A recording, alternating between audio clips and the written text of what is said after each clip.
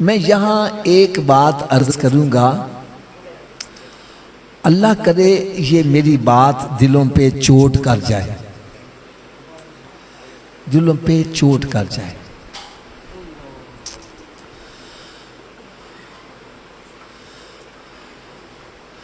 हदीस मुबारक में आता है कि जो बंदा जिससे मोहब्बत करता है उसका जिक्र भी कसरत के साथ करता है। बात समझ आई है? जो जिससे मोहब्बत करता है उसका जिक्र भी कसरत के साथ करता है। तो जिस बंदे को मेरे आका सल्लल्लाहु अलैहि वसल्लम से जितना ज्यादा प्यार है वो सरकार का जिक्र भी उतना ज्यादा ही करता है। अब मैं एक इशारा करने लगा हूं, समझने वाले समझ जाएंगे। ये नात पढ़ना किसका जिक्र है? थोड़ा सा ऊंची आवाज से बोलो यार। ये नात शरीफ में सरकार की सना की जाती है, सरकार की तारीफ की जाती है, सरकार का जिक्र किया जाता है। ऐसे ही है ना? अब बंदे के अंदर मोहब्बत सरकार की कितनी है, उसके सामने सरकार की नात पढ़ना शुरू करो। अगर तो उसके चेहरे की रंगत बदलना शुरू हो जाए तो समझ जाओ इसको सरकार से प्यार, और जिसका चेहरा खिल उठे समझ जाओ इसके दिल में सरकार की मोहब्बत है। बात समझ आई है?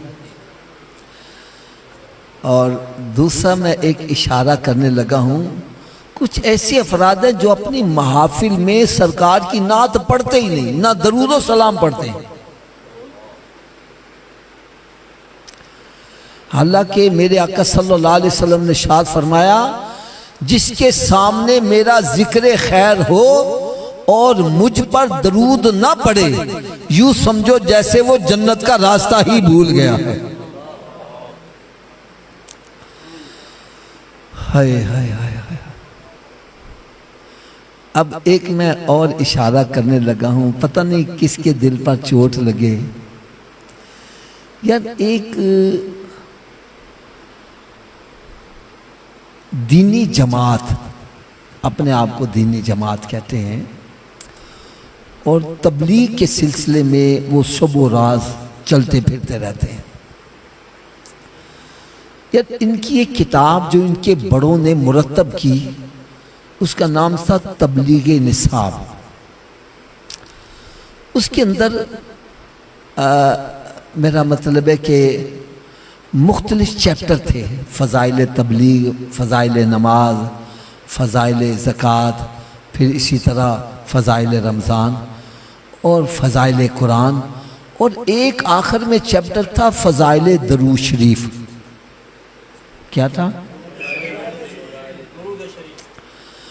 अच्छा, इत्तेफाक की बात है उस दरूद पाक, चाहे वो किसी भी मसलक से ताल्लुक़ थे, उस दरूद और सलाम के चैप्टर में मेरे आका की शान बड़ी लिखी हुई थी। अब मैं आपसे सवाल करूंगा यार, सरकार पर दरूद और सलाम का चैप्टर जो निकाल दे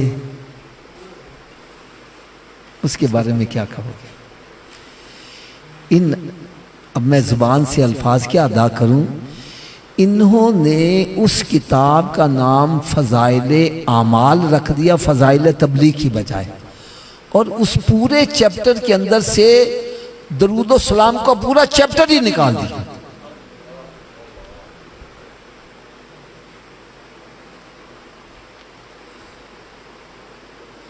और हमारे सुन्नी भोले वाले उनके साथ चले जाते हैं। ये नहीं देखते कि ये कितनी बड़ी साजिश है यार। आप अपनी ईमानदारी से बतलाओ, नमाज किसकी इबादत है?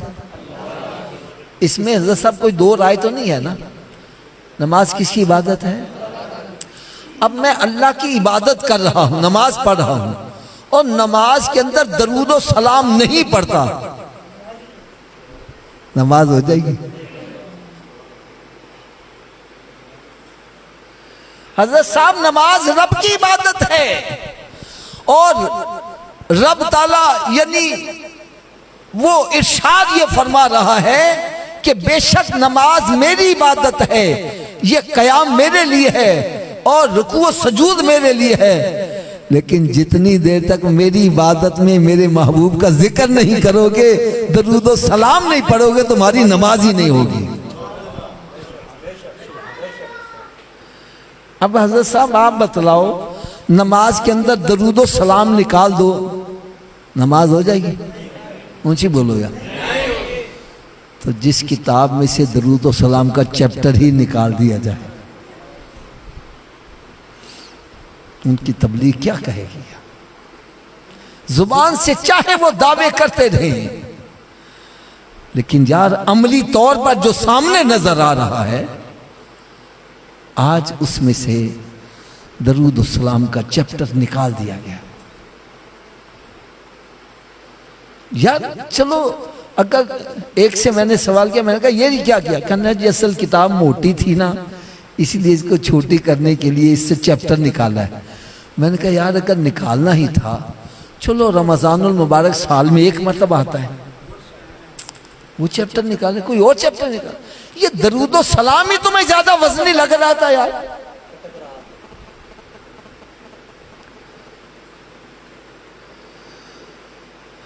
और अगर सच्ची बात मुझसे पूछो तो हजरत सैयदना उमर फारूक रज़ी अल्लाह ताला अन्हु, क्या मैंने नाम लिया जी? आप इरशाद फरमाते हैं कि जब बंदा रब ताला से दुआ मांगता है, क्या दुआ मांगता है? तो रब ताला इरशाद फरमाता है कि मैं उसकी दुआ को जमीन और आसमान के दरमियान मुअल्लक कर देता हूँ, लटका देता हूँ। वो अल्लाह ताला की बारगाह में शर्फ़े कबूलियत का दर्जा नहीं पाती। फरमाया जितनी देर तक दुआ के अव्वल आखिर मेरे महबूब पर दरूद नहीं भेजा जाएगा, दुआ कबूल नहीं होगी।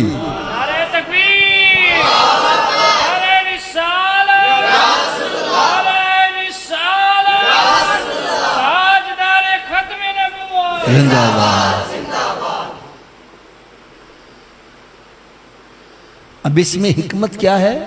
रब तआला इरशाद फरमाते हैं कि मुझे अपने महबूब से भी प्यार है और महबूब के जिक्र से भी प्यार है। महबूब से भी प्यार है और महबूब के, तो जब दुआ के अव्वल आखिर दरूद व सलाम पढ़ा जाता है, मैं अव्वल हिस्से को भी कबूल कर लेता हूँ, आखिर हिस्से को भी कबूल कर लेता हूँ, और दरमियान वाले को रद्द करते हुए मुझे हया आती है, मैं अव्वल आखिर के सदके दरमियान वाले हिस्से को भी कबूल कर लेता हूँ।